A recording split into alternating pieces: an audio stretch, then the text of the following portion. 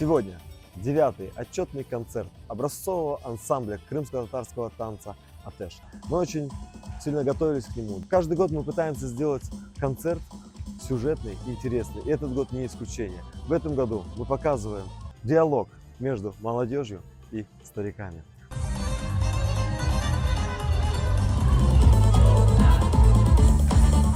Sadece konser olmasın deb kelgan insonlar o'z seviyatlarini seyretmek bilan beraberlikda biroz tushunsinlar degan ma'noda bir ssenariy, bilmayman, bir spektakl gibi yapmaga tirishdik. Атеш – это для меня вторая семья.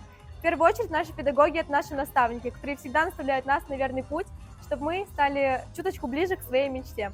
Her sene, her yıl bir yanılıklar çıkararlar sanağa. Bilsem, onlar da bir sırada olurlar. Baynaq ansambullerinin, Sufishvili ansambullerinin Kırım Tatarlarının gösterilir dünyada. Мы